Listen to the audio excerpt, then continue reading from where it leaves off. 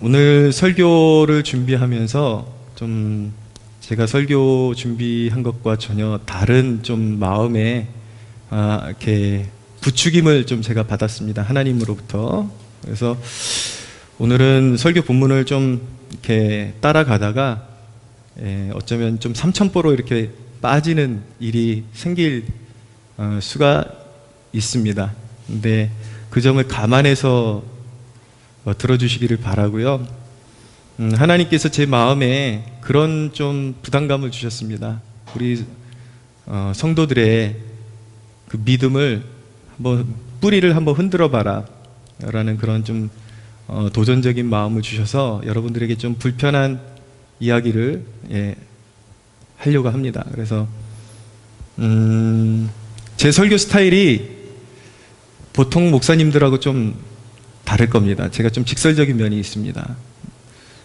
좀 세련되지 못하고 직설적인 면이 있어서 하나님께서 백성들에게 말씀하기를 원하시는 부분이 있는데 그 설교 예쁘게 하려고 그거 말 못하고 하면은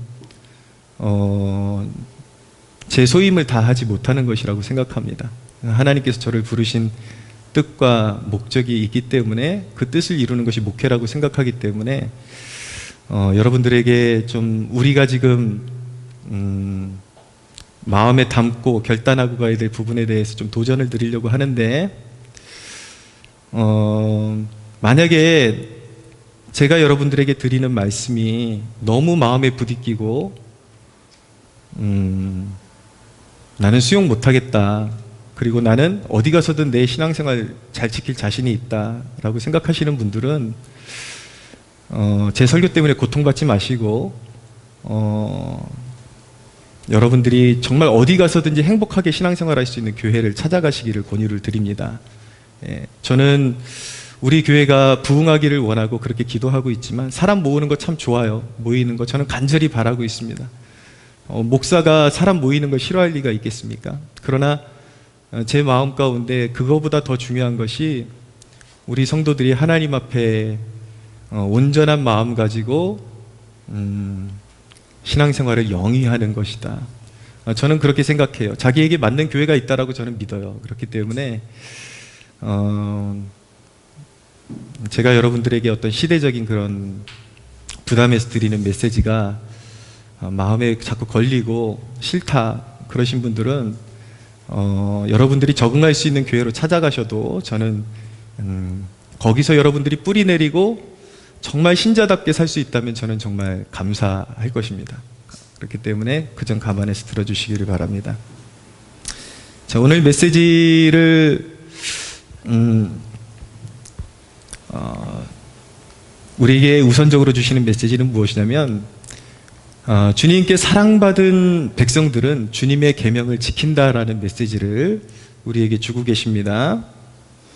9절을 보십시오. 아버지께서 나를 사랑하신 것 같이 나도 너희를 사랑하였으니 나의 사랑 안에 거하라. 내가 아버지의 계명을 지켜 그의 사랑 안에 거하는 것 같이 너희도 내 계명을 지키면 내 사랑 안에 거하리라 라고 말씀하고 있습니다. 이것을 정확하게 묘사하면 이런 것입니다. 주님의 사랑을 받은 자는 주님의 계명을 지킨다라는 것입니다. 신앙이라는 것은 사랑입니다. 사랑, 주님과의 사랑에 빠진 것이죠. 예수님이 우리를 위해서 죽으셨기 때문에 얼마만큼 우리를 사랑하신다고 말씀하셨는가, 죽기까지 우리를 사랑하신다라고 말씀하셨기 때문에 우리 또한 주님을 사랑하는 것입니다. 근데 사랑하면 사람들이 좀 난해하게 생각하는 경우가 있습니다. 내 감정적으로 주님을 사랑하는 마음이 일어나지를 않는데 어떻게 하는 것이냐, 어떻게 해야 되냐. 사랑이라는 것을 감정으로만 생각하는 것은 잘못된 것입니다. 물론 감정이 중요합니다. 결혼도 초반에는 사랑으로 하는 것이지만 진정한 사랑은 언약 관계로 들어가는 것입니다. 연애할 때의 그 뜨거운 마음이 이어지지를 않아요. 어지간하면 이어지지를 않습니다. 그래서 결혼이라는 것은 무엇이냐면 언약 관계로도 하나님께서 이 사람과 나를 맺어주셨다라는 그 언약의 그 정신을 마음에 심고 끝까지 사랑하기로 결단을 하는 것이죠. 신앙도 마찬가지입니다. 늘 우리의 마음이 뜨거운 것은 아니지만 내가 예수님을 믿을 때에 주님이 나를 사랑하셨다라는 이 확증을 이미 받았고 내가 주님께 삶을 드리기로 결단했기 때문에 그 언약 관계로 주님과 묶여 있기 때문에 내 감정이 일어나든지 일어나지 않든지 주님을 사랑하기로 결단한 것입니다. 사랑하게 되면 그 사람을 존중하게 되는데 존중하면 그 사람의 의도와 그 사람의 말을 굉장히 신중하게 고려하게 됩니다. 그것을 오늘 말씀이 뭐라고 표현하고 있느냐면 그것을 계명을 지킨다.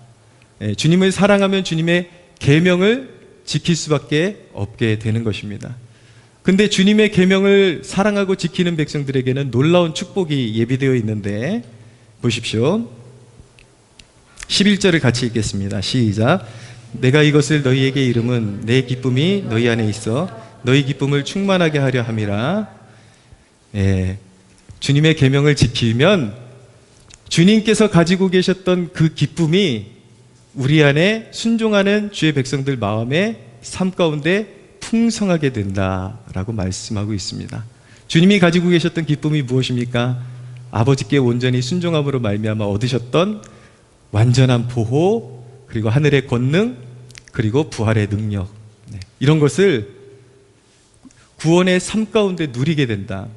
우리가 이제 마지막 종착지인 천국을 향해서 달려가고 있는데 구원을 이루는 이 삶 가운데 그 하나님 나라를 맛보며 살아가며 기쁨을 누리게 된다라는 것입니다. 믿으십니까? 네. 저는 이제 설교를 작성하고 나서 그거를 암송하기 위해서 암기하기 위해서 자전거를 좀 탑니다. 자전거를 타고 가면은 그렇게 암기가 잘 이렇게. 근데 저는 이 본문을 이렇게 묵상하면서 정말 자전거 타면서 펑펑 울었어요. 나에게 이 비밀을 알게 하신 주님, 감히 말하건대 저는 보잘것없는 목사지만 이 세상의 어떤 부한 사람보다 나는 진짜 부자다 라는 그런 믿음을 갖게 되었습니다. 정말 그래요. 저는 항상 이렇게 실천적인 그런 설교를 하기를 기뻐하기 때문에 그냥 개념적으로 이렇게 짚고 넘어가는 걸 매우 싫어합니다. 하늘의 기쁨, 평안, 만족이 우리의 삶 가운데 그냥 강요하는 것이 아니라 진짜 우리의 삶 가운데 흘러 넘치게 되는 거예요. 내 안에 그게 있기 때문에 그 누구도 부럽지를 않아요. 누군가가 이런 설교 들으면서 당신은 교회가 교회적으로나 대외적으로 아직도 후원 받아야지 살 수 있는 가난한 목사 아니냐, 그러면서 어떻게 그런 자부심이 나오느냐라고 그렇게 저에게 묻는다면 저는 그렇게 묻고 싶습니다. 우리 주님은 가난한 목수이셨고 목수의 아들이셨는데 그러면 주님은 그런 평안을 누리지 못한 것이냐? 주님이 말씀하시잖아요. 내가 누렸던 평안, 내가 누렸던 기쁨을 너희에게 줄 것이라고 말씀하고 있잖아요. 하늘로부터 오는 기쁨과 만족과 평안은 가진 것과 그렇게 크게 상관은 없는 것입니다.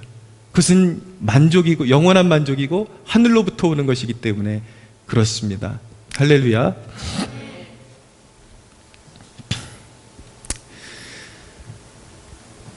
제가 신앙이 들어오지 못했을 때는 기독교에서 이렇게 제시하는 그런 기독교의 가치관, 행동 지침들 하나하나가 굉장히 부담과 어떨 땐 두려움, 무거운 짐으로 느껴졌습니다. 기독교 하면 떠오르는 것이 술 마시지 말아라, 11조 내야 된다, 이런 얘기를 하니까. 그래서 액면 글자 그대로 보면은 믿음이 없는 사람이 그것을 그냥 이렇게 문자적으로 보면은 하나같이 다 기독교라는 것이 규율 같아요. 규율. 뭐 하지 말아라, 뭐 하지 말아라. 근데 제가 주님을 만나고 나니까 술 먹지 말아라가 아니라 술이 필요가 없더라고요. 너무 만족이 되니까, 너무 기쁨이 되니까. 그러니까 단순히 기독교는 술 마시지 말아라 이게 아니라 그 이면에 있는 그 풍성한 영적인 세계, 그래서 하나님의 임재를 경험하는 것이 그렇게 중요한 것입니다. 그 하나님의 임재와 실존을 경험하게 되면은 술이라는 것이 이 세상에서 우리가 고집하는 것들이 다 모조품이고 가짜에 불과하다는 것을 알기 때문에 기꺼이 그냥 필요가 없는 거예요. 사실은 술 마시지 마라가 아니라 술과 비교할 수 없는 영원한 기쁨을 취하라는 메시지가 복음에 있는 것입니다. 할렐루야. 예, 제가 거듭나고 성령을 체험하고 나니까 기독교에서 제시하는 이 가치관들이 족쇄나 올무가 아니라 우리의 썩을 것을 거두시고 영원한 것으로 채우시는 놀라운 은혜라는 것을 알게 된 것입니다. 진짜를 맛보게 되면 하나님은 우리를 향해서 항상 진짜를 준비하고 계시고 영원한 것들을 준비하고 계신데, 아직도 모조품을 사랑한다라는 것은 기독교의 진면모를 아직도 체감하지 못하고 있는 거예요. 아직도 복음을 깨닫지 못한 것이죠. 예. 하나님께서 믿는 자에게 정말 백이랑 좋은 차를 선물로 주셨는데, 우리 한결이 예전에 아장아장 걸어 다닐 때 발로 이렇게 끌고 다니는 벤츠 있었거든요. 이렇게 두 발로 이렇게 끌고 다니는 벤츠 요만한 거 하나 있었는데, 다 커가지고도 그거를 놓지를 못하고 그게 좋다 그러면 좀 정신적으로 문제가 있는 것이죠. 네. 그 벤츠 얘기만 나오면 제가 좀 아픔이 있는데, 외대 그 앞에 개척 시절에 우리 한결이가 그거를 그렇게 재밌게 타고 다녔어요. 근데 거기 외대 바로 후문 앞에 좀 국수집 잘하는 데가 있어가지고, 야, 오늘은 점심 때 국수 먹자 그러고 그거를 그 앞에다가 세우고 이제 들어가려고 그러니까 이 녀석이, 이거 아빠 이거 가지고 들어가야 돼요 그러는 거예요. 그래서 야, 요즘 같은 세상에 이렇게 유치한 거 훔쳐가는 사람 없어 그러고 들어가서 국수를 먹고 나오니까 누가 진짜 훔쳐갔어. 그래가지고 요즘도 이게 상당히 컸는데 아직도 그 얘기를 계속해요. 아빠 그때 아빠 말 듣고 그 앞에 놨다가 벤츠 잊어버렸다고. 근데 아빠가 더 좋은 자전거를 사줬는데 계속 벤츠 얘기를 하니까. 근데 여러분, 뭐 아이니까 그렇다 치고 우리가 신앙적인 면에 있어서 진짜를 경험하고 진짜를 누려야 될 사람들이 모조품을 가지고 놓지 못한다라는 것은, 그것은 굉장히 심각한 문제가 있는 것이죠. 왜 하나님께서 이거 하지 말아라, 그리고 기독교의 가치관이 무엇이냐면, 그걸 단순히 여러분 문자적으로 보시면 안 돼요. 그 이면에 하나님께서 우리의 썩어질 것, 우리는 이 육신에 속한 자들이기 때문에 우리 영원하신 왕을 경배하는데 드릴 것이 따로 없어요. 우리 육신의 것을 드려서 믿음을 표현하는 거예요. 그게 영적인 거예요. 우리의 시간을 떼어드리고 우리의 물질을 떼어드리고 마음과 정성을 떼어드려서 당신이 나의 영원하신 왕입니다. 그래서 내가, 시간이 나의 우상이 아니고 돈이 나의 우상이 아니고 이 썩어질 것들을 내가 경배하는 것이 아니라 하나님 앞에 드리는 모든 것들, 헌신하는 모든 것들을 사실은 내려놓는 것입니다. 이것은 하나님께서 주신 것이고 하나님께만 영원한 것이 있습니다 라는 의미에서 내 것을 드리는 것이죠. 근데 그 썩을 것을 받으시고 하나님께서 우리에게 영원한 것, 우리의 연약함을 받으사 완전함으로 채우시고 우리의 부족함으로 채우사 넘치도록 채우시는 분이 우리 하나님이십니다. 할렐루야. 아브라함에게 하나님께서 어떻게 대우해 주셨습니까? 아브라함에게 독자 이삭을 바치라고 했을 때 아브라함이 이삭을 바치니까 하는 말이 무엇이냐면, 아브라함이 진짜로 바치려고 했죠. 그냥 하는 척한 게 아니라 진짜 이삭을 바쳤습니다. 근데 하나님께서 그 마음을 보시고 바로 직전에 이제 거두게 하시고, 하나님께서 그의 본심을 보시고 아브라함에게 하신 말씀이 무엇이냐면, 하나님께서 이삭 대신에 바칠 제물을 이미 예비해 놓으셨죠. 그리고 뭐라고 말씀하시냐면, 이르시되 여호와께서 이르시기를 내가 나를 가리켜 맹세하노니 네가 이같이 행하여 너의 아들 내 독자까지도 아끼지 아니하였은즉 내가 너에게 큰 복을 주고 너의 씨가 크게 번성하여 하늘의 별과 같고 바닷가의 모래와 같게 하리니 내 씨가 그 대적의 성문을 차지하리라. 또 너의 씨로 말미암아 천하 만민이 복을 받으리니 이는 네가 나의 말을 준행하였음이라 하셨다 하니라. 할렐루야. 예. 하나님이 전능하시고 모든 것의 소유주가 하나님 것인데 하나님께서 무엇을 우리에게 뺏어가시겠습니까, 여러분?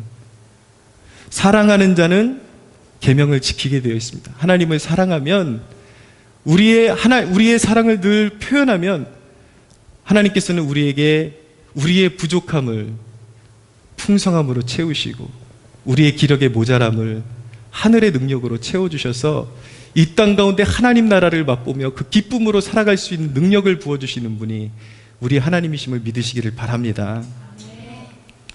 그러면 나를 사랑하는 자는 계명을 지킨다라고 말씀하셨는데 그 계명이 주로 어디에 포커스를 맞추고 있느냐, 이것을 점검하고 지나가야 되겠죠.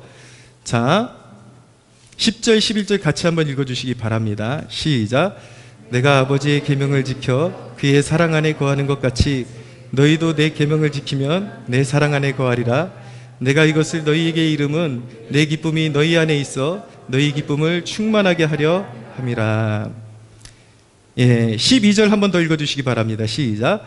내 계명은 곧 내가 너희를 사랑한 것 같이 너희도 서로 사랑하라 하는 이것이니라. 예수님께서 구체적으로 우리에게 지키라고 말씀하시는 계명의 포커스가 어디 있는가? 사실은 계명이라는 것은 성경 전체에 나타나는 하나님의 명령, 이 모든 것을 계명이라고 말씀드릴 수가 있습니다. 좀 광범위하죠. 그런데 예수님께서는 이 광범위한 계명을 딱 두 마디로 축약을 하셨습니다. 하나는 무엇이냐면 하나님 사랑과 이웃 사랑입니다. 하나님을 내 목숨과 같이 사랑하라. 내 이웃을 내 몸과 같이 사랑하라. 근데 오늘 포커스는 내 이웃을 내 몸과 같이 사랑하는 것에 포커스가 맞춰져 있는데 예수님이 말씀하시는 사랑은 분명한 포커스가 있습니다. 목적지가 있습니다. 목표점이 있습니다. 그것이 무엇이냐면 주님께서 교우로 묶어주신 성도들끼리 서로 뜨겁게 사랑하라 라고 말씀하시는 것입니다. 할렐루야. 네, 우리는 이것이 우리가 오해돼서는 안 되는데 개교회주의, 그냥 내 교회밖에 모르는 것, 그거 참 나쁜 겁니다. 우리는 주 안에 있는 모든 형제자매들을 사랑해야 되는데 우리가 그렇게 광범위한 사람들을 다 품을 수 없으니까 주님께서 예를 들어서 예컨대 소그룹처럼 교회를 지역교회로 끊어놓으신 거예요. 적어도 너희 바운더리 안에 있는 형제자매들은 뜨겁게 사랑해라. 하나 되기를 힘써라. 주님께서 그렇게 묶어주신 이유는 무엇이냐면 주님은 주님의 피값으로 세우신 교회가 영원토록 주님께서 다시 오셔서 마지막 날을 고하는 그때까지 아름다운 신부로 보존되기를 원하시는 것입니다. 할렐루야. 제 말이 억진가 한번 여러분들이 13장부터 해서 묵상할 기회가 있으면 17장까지 다시 한번 읽어보십시오. 그러면 이 예수님께서 서로 사랑하라는 말씀이 주로 포커스가 교회를 향한 메시지라는 것을 알게 됩니다.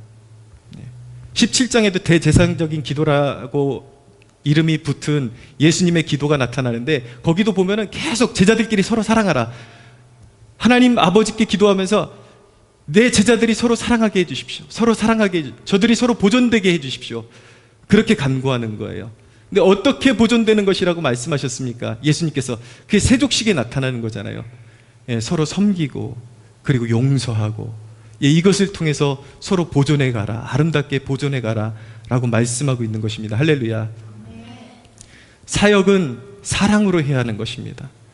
모든 것은 사랑으로 해야 되고 이 사랑의 관계 속에서 한 교회가 사랑으로 결집되고 결정체가 될 때에 거기서 사역의 폭발적인 힘이 나오고 너희는 가서 모든 민족으로 제자 삼으라는 선교의 비전이 거기서 출발하게 되고 정말 교회의 문턱을 넘어서 내 이웃을 사랑하는 것이 바로 내 교회로부터 출발되게 되는 것입니다. 우리 교회 안에서 충만한 사랑이 흘러넘칠 때에 사역의 힘이 흘러넘칠 때에 그 사랑이 국가와 민족, 내 이웃, 참된 민족 이웃에게로 흘러가야 하는 것입니다. 할렐루야. 네, 지금부터 이제 좀 말씀드릴게요.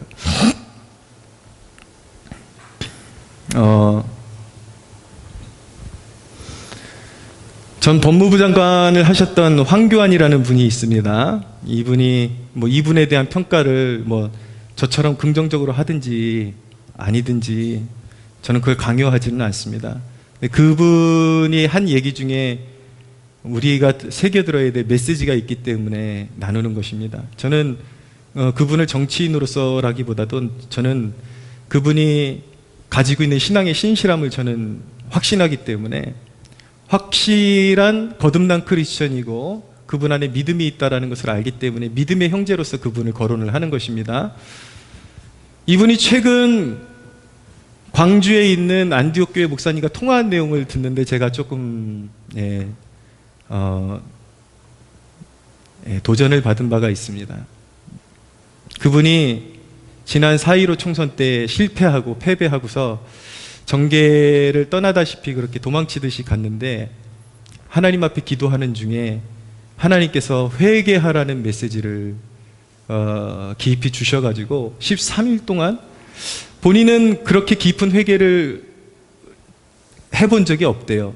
근데 뭘 회개해야 될지 모르고 막연하게 하나님 회개의 기도 제목을 주십시오 하는데 자기 인생에 신앙생활하면서 그런 경험을 처음 해봤대요. 정말 하루에 25개씩 줄줄이 적을 정도로 회개의 제목들이 생각나가지고 이제 매일매일 회개하고 13일을 보내는데 하나님께서 13일째가 지날 때 그 마음에 주신 감동이 무엇이냐면 내가 너를 다시 들어 세울 것이다 라는 감동을 주셨고 아울러서 몇 가지 감동을 더 주셨는데 그것이 무엇이냐면 한국교회가 이렇게 망가지고 한국교회뿐만 아니라 대한민국이라는 나라가 망가진 이유가 목사들이 부패했기 때문이다 라는 그런 메시지를 주셨다고 합니다. 그게 무슨 얘기냐면은 권력자들에 의해서 예배가 억압받고 있음에도 불구하고 한국교회 목회자들이 다 잠들어 있어가지고 예배를 지켜내지 못한 것에 대해서 책망하신 그것을 깨닫게 되고 이분이 그 메시지를 받고 나서 바로 정계에 다시 투입되면서 지금 주창하고 있는 것이 무엇이냐면 비대면 예배를 강요하는 것은 위헌이다. 그것은 자유를 박탈하는 것이다. 앞장서서 지금 외치고 있습니다. 안타까운 사실은 하나님께 받은 그 메시지를 가지고 큰 교회 목사님들을 찾아다니고 이야기를 나누지만 그렇게 반응이 없다라는 거예요. 여러분, 그리스도인들이 우리 목회자들이 정말 이 시대에 깨어있는 사명을 감당하고 있는지 정말 깊은 회개로 들어가지 않으면 안 되는 시대가 되었습니다.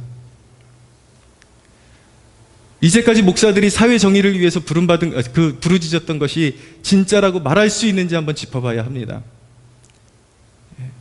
근데 대부분 보면 선동에 노란하고 과거에 돌아보십시오. 광우병, 소고기, 미국산 소고기 먹으면 다 뇌가 송송 빵꾸 뚫려갖고 죽는다 그러더니 한 명도 안 죽잖아요. 그런데 목사들이 앞장서가지고 근데 그랬던 목사들이 진짜 사회 정의를 위해서 부르짖었다면 지금 하나님의 교회 정의를 위해서 하나님의 교회 예배 회복을 위해서 앞장서서 부르짖어야 되는데 잠들어 있어요.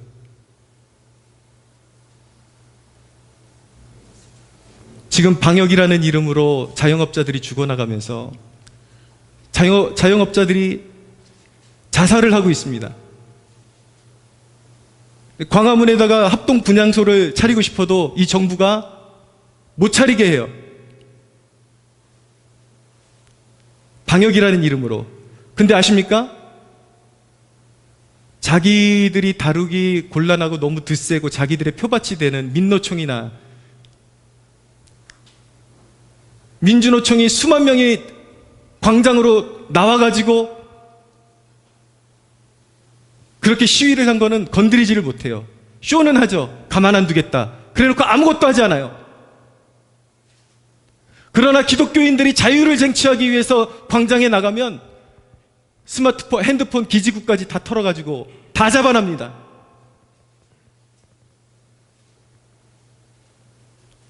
오늘날 목사들이 진정으로 죽어가는 가난한 영혼들의 편에 서 있다라고 말할 수 있겠습니까? 진보 정치인들 뒤나 빨아주면서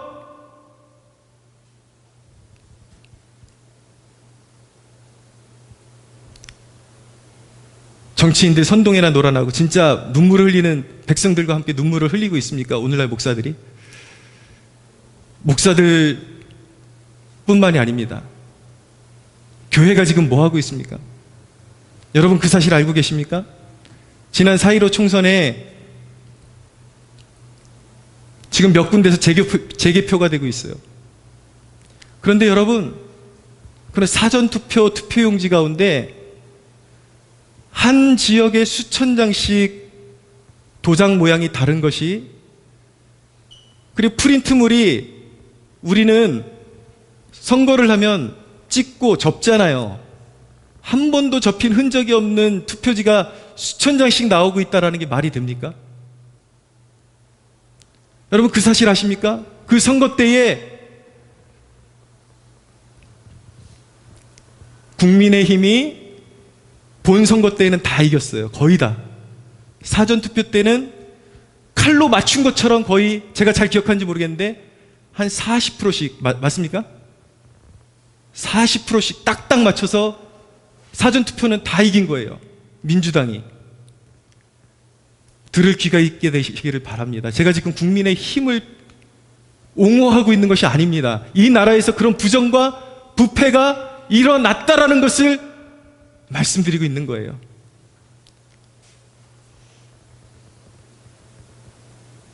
그런데 여러분, 목회자들이 선동에는 놀아나면서 이런 일에 있어서는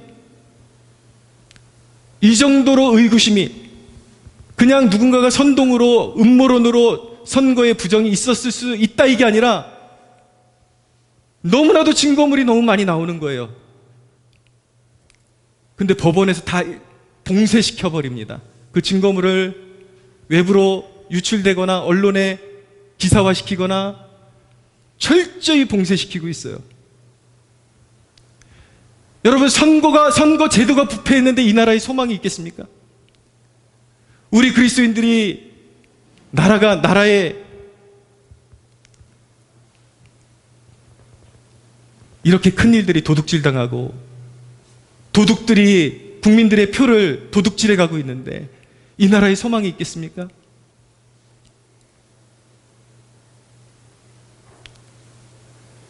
제가 황교안 씨의 그런 이야기를 들으면서 한국교회의 총체적인 난제다라는 생각을 갖게 되었고, 하나님께서 제 가슴문을 두드리시면서 목사들 뿐만 아니라 성도들의 회개가 필요하다. 특별히 우리 교회에도 성도들이 회개의 깊은 터널을 통과해야 부흥을 맞이할 수 있다는 그런 마음의 압박감을 저에게 주셨습니다. 여러분, 성도들이 나라가 없는데 내 개인의 삶이 있습니까? 여러분들의 신앙생활을 한번 돌볼 때가 됐습니다. 여러분들은 정말 하나님 나라의 시민에 합당한 신앙생활을 하고 있다고 생각을 하십니까?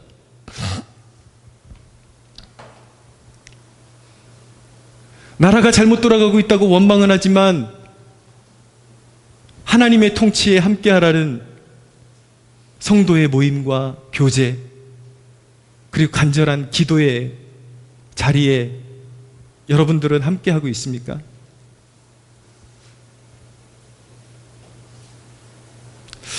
제가 솔직히 느끼는 바를 얘기해 볼까요? 여러분들이 주일 성수를 지키려고 나오는데 여러분들의 헌신은 주일의 모든 뽕을 뽑으려고 하는 것 같습니다. 할 수 있는 걸 다 주일에 그냥 하고 교회를 섬기고 교회의 구성원이 되어서 모이기에 힘쓰고 국가의 중대한 사안을 위해서 함께 기도하고 이런 것에 대해서는 안중이 없는 것 같아요. 물론 획일화시키지는 않습니다. 모든 성도들의 상황이 똑같지는 않다는 거 알고 있어요. 제가 억지를 부리려고 하는 것이 아니라 우리 교회가 과연 건강한 교회냐라는 그런 질문을 던졌을 때 저는 건강하지 않다라는 대답을 얻게 됩니다. 수요일에 중보 모임을 시작하면 만년, 이거 참 부끄러운 얘기인데 전 개의치 않아요. 누가 듣든지. 만년 저희 부모님, 가족이 전부예요. 매년 저희가 세일의 기도회를 가을에 하고 있는데 똑같습니다. 저희 가족 플러스 한두 명. 자, 제가 여러분들의 사회적인 어떤 특별한 그런 상황들을 다 외면하고 무시하려고 하는 것이 아니라 그 분위기 있잖아요. 하려고 하는데 여의치 않은 것과 또 여의치 않은데 뭔가 성도가 함께 모여서 사명을 감당하려고 하는 그 몸부림이 있는 것과 전혀 나는 주일 예배 하는 것으로 내 할 도리를 다 하고 있다고 생각해.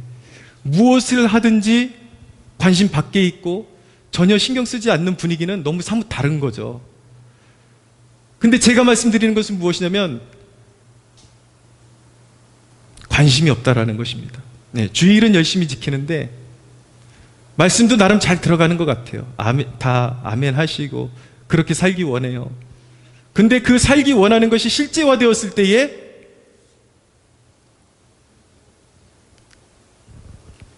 기도해 보기도 전에 포기하고 안 되고. 여러분 좀 모입시다. 안 됩니다. 하나님 앞에 정직하게 물질 생활하십시오. 요즘 어렵습니다. 좀 크게 기도하십시오.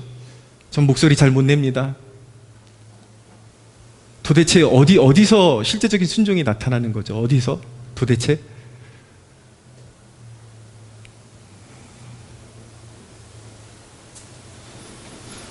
여러분, 제가 요즘 운동 다니잖아요. 젊은이들 운동하는 분위기가 사뭇 진지합니다.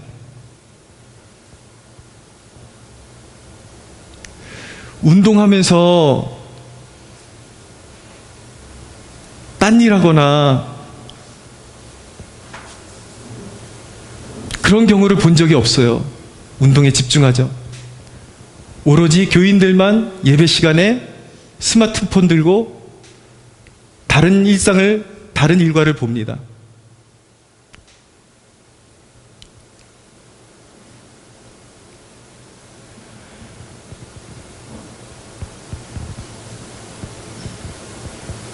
여러분들이 하나님 앞에 정말 예배한다라고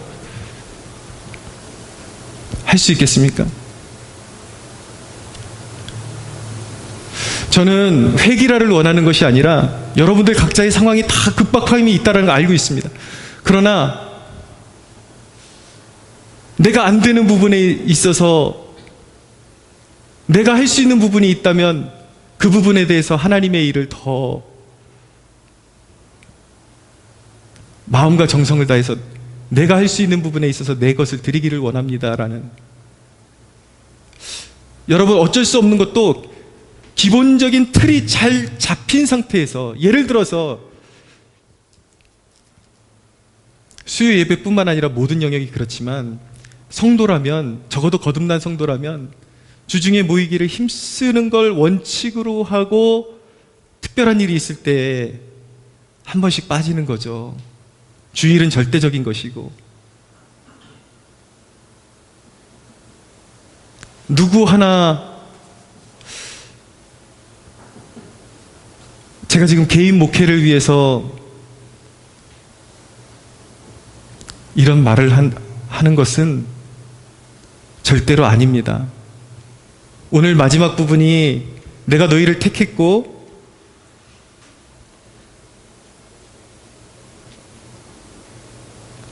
너희로 가서 열매를 맺게 하고 또 너희 열매가 항상 있게 하여 내 이름으로 아버지께 무엇을 구하든지 다 받게 하려 함이라. 우리 그리스도인들이 개인 경건에도 개인 경건과, 그러니까 모이는 것은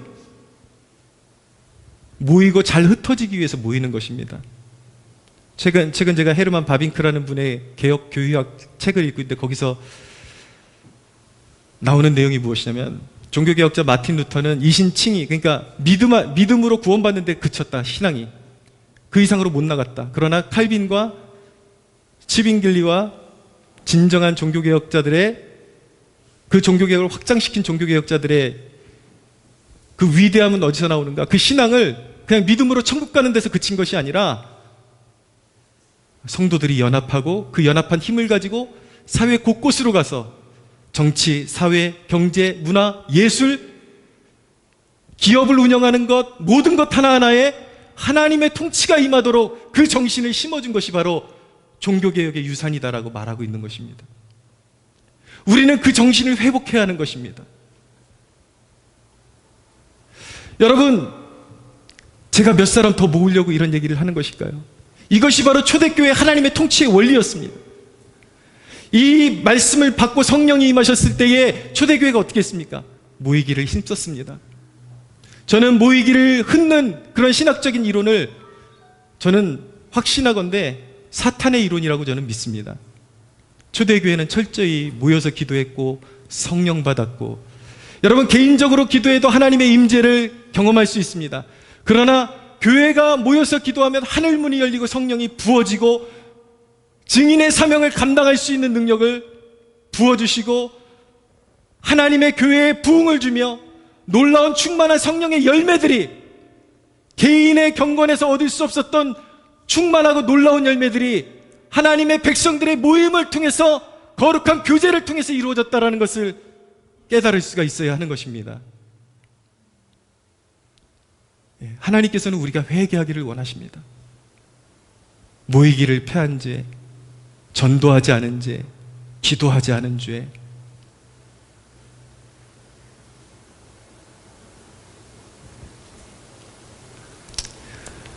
사랑하는 여러분,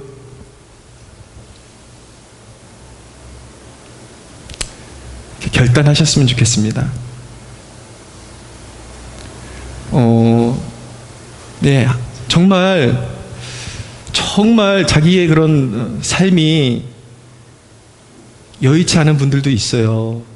그러나 그 마음은 표현이 되게 되어 있다라는 것이죠. 말씀드린 것처럼 저는 여러분을 획일화시키려고 하는 것이 아니라, 분명한 것은 우리가 하나님의 의도와 의중으로부터 많이 떠나 있다는 것을 깨닫기를 원하는 것입니다. 사랑하는 여러분, 한국 교회가 회개해야 이 민족의 소망이 있습니다. 할렐루야. 우리가 회개해야 우리 교회가, 우리는 그루터기입니다. 여러분, 신앙의 태도를 바꾸십시오. 설령 여러분들이 주일 밖에 나올 수 없는 상황이라 할지라도 주일날 모든 뽕을 뽑겠다라는 그 태도는 안 됩니다. 이제